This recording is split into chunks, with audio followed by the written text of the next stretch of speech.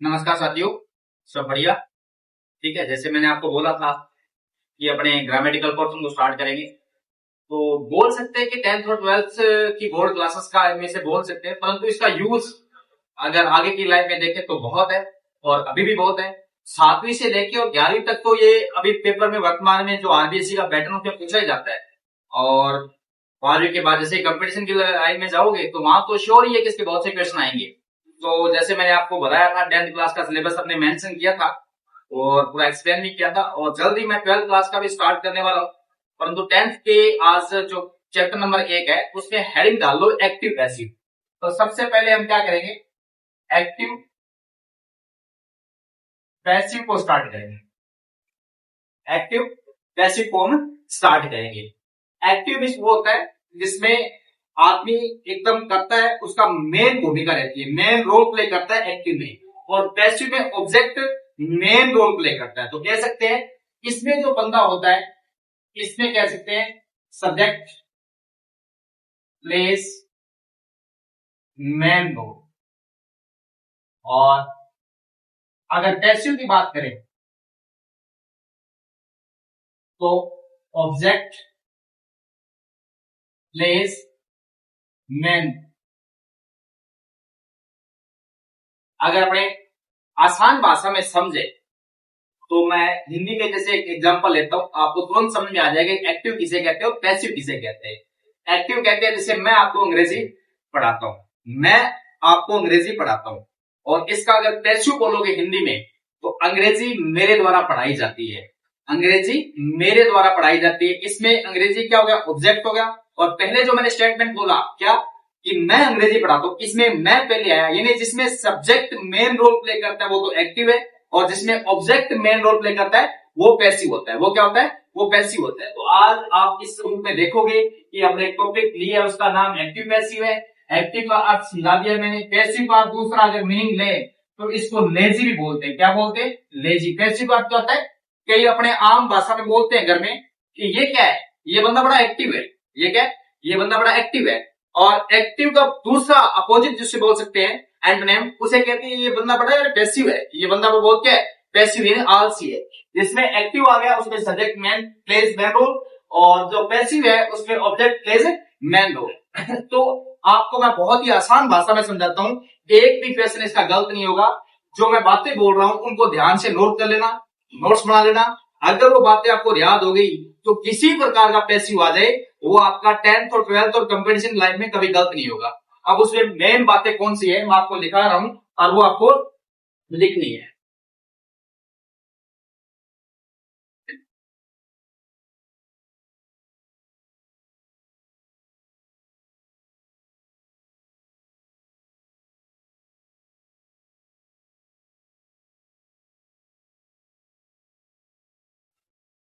Active से passive बनाते समय 5 बातों का ध्यान रखना है। कितनी बातों का ध्यान रखना है, 5 बात। उसमें फर्स्ट जो स्टेटमेंट है, ऑब्जेक्ट को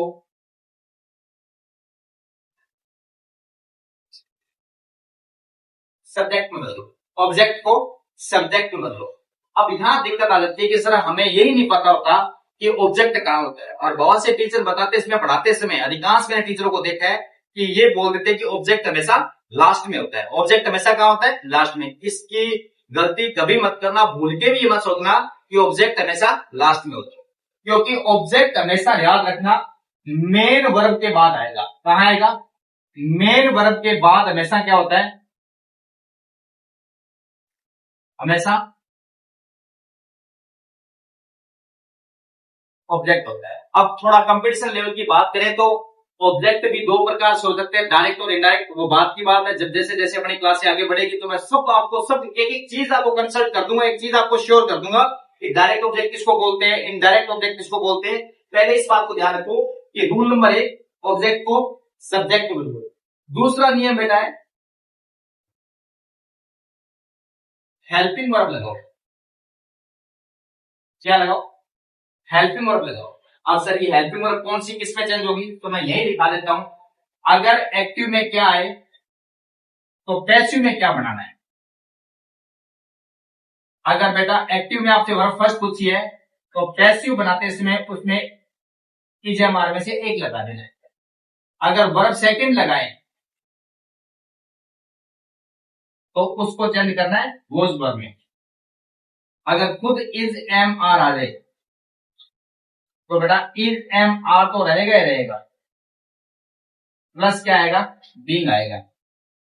अगर बेटा वॉज वर्ब आ जाए कहीं तो वॉज और वर्ब तो रहेगा ही रहेगा, प्लस क्या आ जाएगा, बीइंग आ जाएगा। अगर बेटा हेज या हेव आ जाए तो हेज हेव प्लस बीन आ जाएगा। अगर बेटा कहीं हैड लिखा है तो हैड भी नहीं है। बाकी बातें मैं यहां लिख रहा हूं।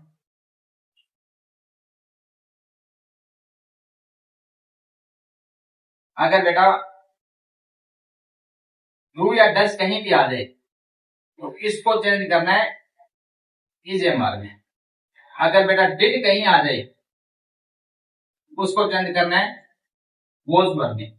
और किसी प्रकार का मॉडल आ जाए, मॉडल्स बोलते हैं जिसे, तो मॉडल का मॉडल रहेगा प्लस क्या लग जाएगा, बी लग जाएगा। अब सर हमें मॉडल का पता नहीं होता, मॉडल क्या होते हैं, तो बेटा आपने सुना होगा कैन हो गया, वुड हो गया, मे हो गया, शैल हो गए, विल, ये सब क्या मॉडल है, ठीक है। वुड हो गया, मस्ट हो गया, ये सब मॉडल्स कैटेगरी में आते हैं। तो आपको मेन बात लिखा दी। एक नंबर क्या है, वर्ब फर्स्ट है इजेएमआर में कन्वर्ट करना है, वर्ब सेकंड है वॉज वर्ब में कन्वर्ट करना है, इजेएमआर है इजेएमआर प्लस बीइंग में। सर ये बीइंग क्यों लग रहा है, क्योंकि इजेएमआर के बाद हमेशा वर्ब में क्या आता है, आईएनजी, तो रूल तो चेंज हो नहीं सकता, तो इसलिए बी के साथ क्या लगा है, आईएनजी। बी हमेशा वर्ब फर्स्ट होती है, उसमें आईएनजी लगा है। वॉज वर्ब है उसके बाद वर्ब फर्स्ट में क्या लगता है, आईएनजी, तो ये आईएनजी लगा है। हेज और हैव हमेशा ही कहते हैं कि हेज और हैव और हैड कहीं भी आ जाए तो इसके बाद हमेशा वर्ब थर्ड का प्रयोग होता है। तो बीन क्या है, वर्ब थर्ड है। हैड भी क्या है, हैड बीन हो गया। और डू या डस कहीं आ जाए तो इसे इजेएमआर में कन्वर्ट करना है, डिड कहीं आ जाए तो वॉज वर्ब में कन्वर्ट करना है। और मॉडल, मॉडल जिसे बोलते हैं, मॉडल के बाद हमेशा नियम कहता है कि वर्ब फर्स्ट आनी चाहिए, तो मैंने बी लगा दी। और बी कहता है मेरे बाद वर्ब थर्ड आनी चाहिए, तो इसके बाद आ जाएगा। तो पहला रूल कौन हुआ, ऑब्जेक्ट को सब्जेक्ट में चेंज करो। दूसरा रूल कौन सा हुआ, हेल्पिंग वर्ब लगाओ। तीसरा नियम बेटा इसमें है वर्ब थर्ड लगाओ। क्या लगाओ, वर्ब थर्ड लगाओ। चौथा नियम क्या है बेटा, बाय लगाओ। और पांचवा नियम क्या है बेटा, यहां क्या था, ऑब्जेक्ट को सब्जेक्ट में, और यहां क्या हो जाएगा, सब्जेक्ट को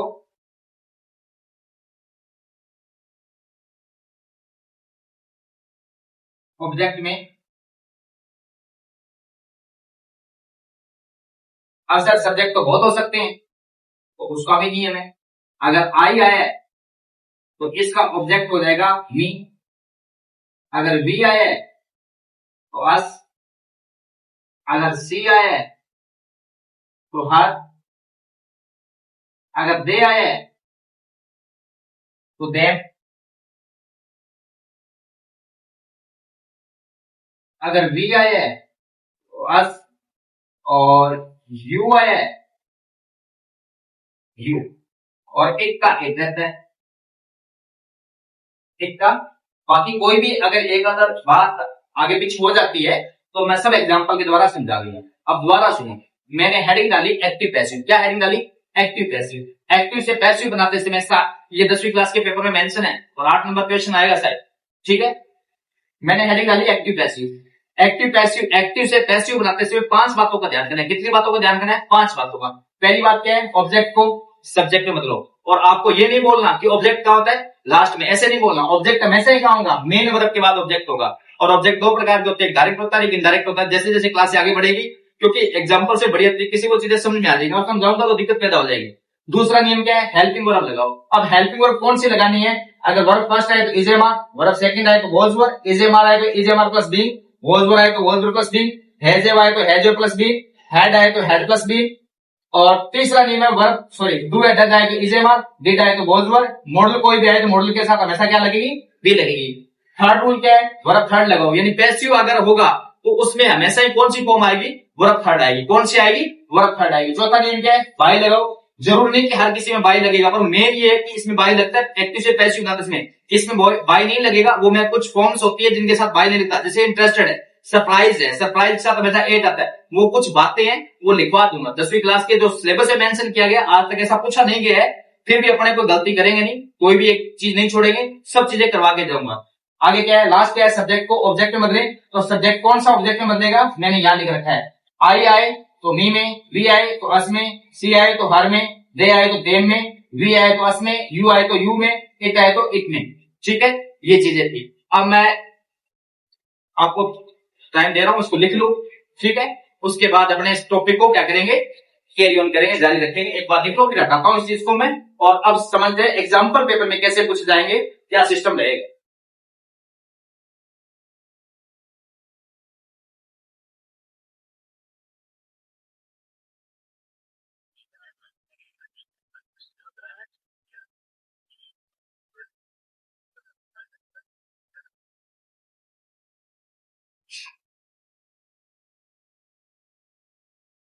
अब जो 10th क्लास का है, जो 10th क्लास का मटेरियल है, उसमें जो आपके एक्टिव पैसिव के प्रकार दिए गए हैं, kinds of active passive, 10th class के पैसिव बोल रहा हूं। वैसे ये लगभग अधिकांश क्या है, जो थोड़े एग्जाम्पल हट के आते हैं उन्हें हम इस लेसन में ले लेंगे, अन्य उदाहरण में ले लेंगे। परंतु जितना 10वीं क्लास का मैटर है, उसमें एक्टिव पैसिव को 3 भागों में बांटा गया है। ए पार्ट, बी पार्ट और सी पार्ट। जो ए है उसका टाइप है एसेरेटिव, जो बी पार्ट है उसे बोलते हैं इंटेरोगेट, और थर्ड पार्ट है उसे बोलते हैं इंपेरेटिव। एसेरेटिव, इंटेरोगेटिव और इंपेरेटिव। सर क्या एसेरेटिव को एफर्मेटिव बोल सकते हो? हाँ जी, जरूर बोल सकते हैं, कोई दिक्कत नहीं है। एसेरेटिव को ये भी बोला जाता है और ये बोला है। फिर सर दोनों में अंतर क्या है, एसेरेटिव में और एफर्मेटिव में अंतर क्या है? बेटा एसेरेटिव और एफर्मेटिव में ये अंतर है कि इसमें नेगेटिव वाले स्टेटमेंट भी आ सकते हैं, लेकिन एफर्मेटिव वाक्य में कभी भी नेगेटिव स्टेटमेंट नहीं आ सकता। ये एसेरेटिव और एफर्मेटिव में डिफरेंस है। अब ये लगभग इंटेरोगेटिव बेटा वाक्य 2 प्रकार के होते हैं, आपको सबको पता है। एक तो हेल्पिंग वर्ब से स्टार्ट हो सकते हैं और दूसरे WH वर्ड से स्टार्ट हो सकते हैं। सबसे बड़ी पहचान कि लास्ट में क्या होगा, क्वेश्चन मार्क। यानी इंटेरोगेटिव 2 प्रकार के होते हैं, हेल्पिंग वर्ब वाले और WH वर्ड वाले। आगे बात समझे। थर्ड है इंपेरेटिव, बहुत इंपॉर्टेंट। इस बार मुझे लगता है 10वीं क्लास में इससे क्वेश्चन जरूर बनेगा, काफी टाइम हो गया है और ये बन सकता है, इस बार श्योर बनेगा मुझे लगता है, जहां तक उम्मीद है। हालांकि पेपर सेंटर तो अपने नहीं है, पर अनुभव बोल रहा है कि इस बार इंपेरेटिव स्टेटमेंट से क्वेश्चन आ सकते हैं। इंपेरेटिव स्टेटमेंट जो आपके दे रखे हैं वो 4 प्रकार के होते हैं। अगर आपसे कोई पूछ ले कि सर इंपेरेटिव स्टेटमेंट कितने प्रकार के होते हैं, तो इंपेरेटिव स्टेटमेंट 4 वाक्य यानी 4 प्रकार के